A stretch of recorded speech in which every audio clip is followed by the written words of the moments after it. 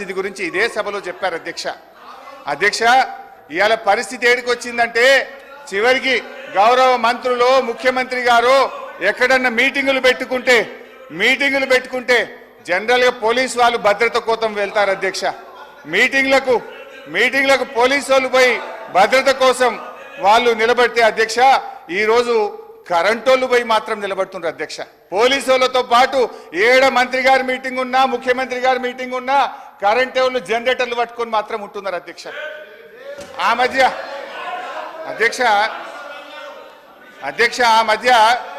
మధ్య రేవంత్ రెడ్డి గారు అప్పుడు మా పార్టీలో ఉన్న కొత్తగా ప్రభుత్వం ఏర్పడ్డాక మా పార్టీలో ఉన్న కేశవరావు గారి ఇంటికి పోయింది. ముఖ్యమంత్రి గారు లోపల పోయింది, బయట కరెంటు పోయింది. అది పత్రికల్లో ప్రముఖంగా వచ్చింది. సరే అధ్యక్ష, గత ఓపిక ఇంకా చాలా చెప్పేది ఉంది. రాగే గత కాంగ్రెస్ పరిపాలనలో వృద్ధులకు ఇచ్చిన పెన్షన్ 200 రూపాయలు. మేము అధికారంలో వచ్చిన వెంటనే 1000 రూపాయలు చేశాం. రెండోసారి అధికారంలో రాగానే 2000 చేశాం.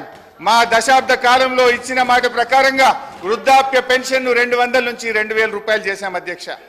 మీ సోకాల్డ్ ప్రజాపాలనలో చెప్పిన 100 రోజుల గడువు దాటిపోయింది. 4000 పెన్షన్ నాలుక మీదనే ఉన్నది.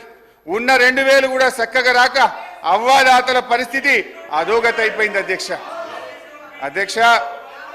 2021లో విడుదలైన నీతి ఆయోగ్ నివేదికలో ఏముంది అధ్యక్ష?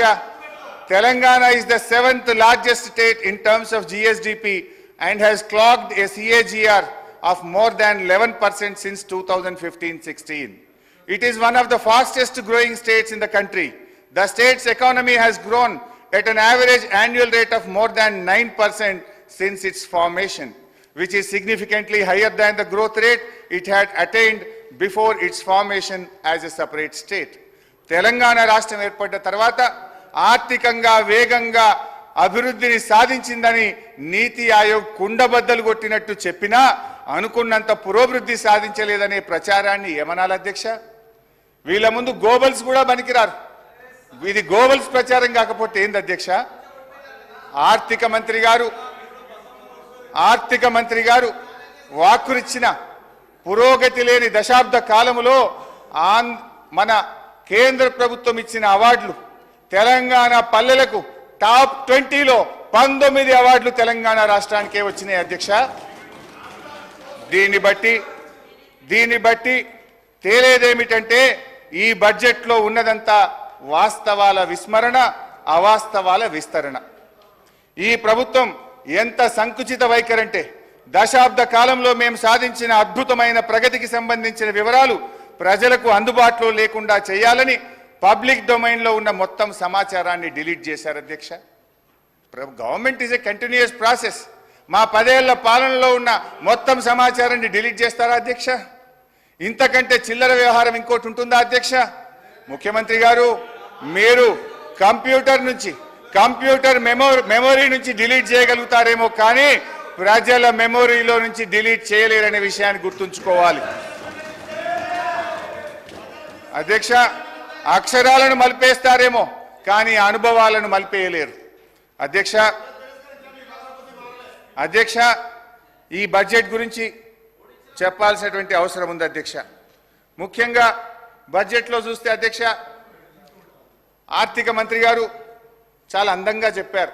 వాస్తవాలకు దగ్గరగా ఉందని, నిద్రలేని రాత్రులు గడిపామని, మేము డాంబికానికి పోకుండా రియలిస్టిక్ బడ్జెట్ను ప్రవేశపెట్టామని గౌరవనీయులైన ఉప ముఖ్యమంత్రి గారు చెప్పారు. కానీ ఇది పూర్తిగా సత్యదూరం, అవాస్తవాలతో కూడుకున్నది. రానటువంటి బడ్జెట్లో ఆచరణ సాధ్యం కానటువంటి, ఆదాయం రానటువంటి లెక్కలతో బడ్జెట్ను కూర్చేటువంటి ప్రయత్నం చేశారు అధ్యక్ష. నిన్ననే మనం అసెంబ్లీలో మాట్లాడాం.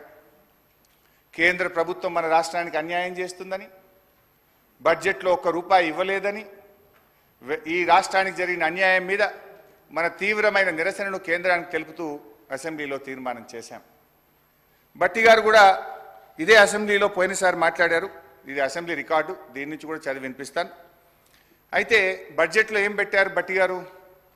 2023-24 సంవత్సరంలో అంటే ముగిసిన ఆర్థిక సంవత్సరంలో కేంద్ర ప్రభుత్వం నుంచి మనకు వచ్చినటువంటి గ్రాంటు 9,729 కోట్లు. కానీ బడ్జెట్లో ఎంత పెట్టారు ఈ సంవత్సరం? మీరు 21,635 కోట్లు పెట్టారు. అంటే పోయిన సంవత్సరం ఇచ్చినంత కూడా ఇయ్యలేదని, తెలంగాణకు మొండి చేయి చూపిందని ఇదే సభలో మనం తీర్మానం చేస్తాం. కానీ మీరేమంటారు? 21,636 కోట్లు కేంద్ర ప్రభుత్వం నుంచి వస్తుందని భట్టి గారు ఈ బడ్జెట్లో పెట్టారు. గౌరవనీయులైన భట్టి విక్రమార్క గారు పోయినసారి అసెంబ్లీలో మాట్లాడుతూ ఏమన్నారో ఒక్కసారి చదివి వినిపిస్తాను అధ్యక్ష. మన రాష్ట్రం పేజ్ నంబర్ 19 పారాగ్రాఫ్ 1. మన రాష్ట్రం ఏర్పడిన నాటి నుండి గత సంవత్సరం వరకు కూడా గ్రాంట్ ఇన్ ఎయిడ్స్ దాదాపు 8,000 కోట్ల నుంచి 10,000 కోట్లు దాటడం లేదు. ప్రతి సంవత్సరం గ్రాంట్ ఇన్ ఎయిడ్స్ మనం ఆశిస్తున్నాం కానీ కేంద్రం నుంచి ఏమీ రావడం లేదని చెప్తూ ఉన్నారు. ఇది వారికి తెలిసిందే అని నన్ను ఉద్దేశించి వారు మాట్లాడారు. మరి మీకు తెలిసిందే కదా, ఇప్పుడు మీకు తెలిసిందే కదా.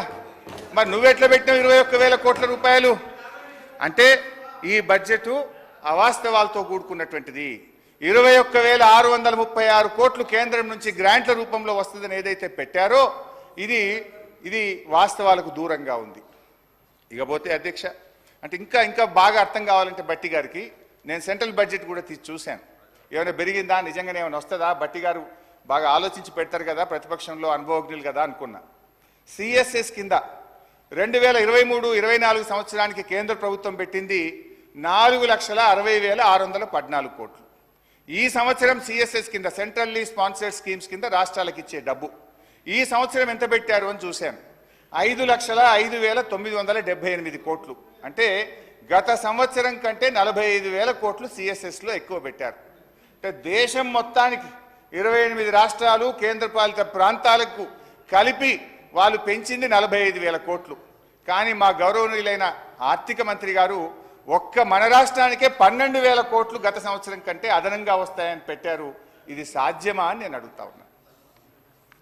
ఇకపోతే ట్యాక్స్ రెవెన్యూలో చూస్తే అధ్యక్ష, పోయిన సంవత్సరం కంటే ఈసారి 26,383 కోట్లు ట్యాక్స్ రెవెన్యూ ఎక్కువ వస్తుందని వారు బడ్జెట్లో ప్రతిపాదించారు. ఇందులో ఏమంటారు? అసలు వాస్తవానికి ఇంత గ్రోత్ ఒక్కసారి రాదు అధ్యక్ష.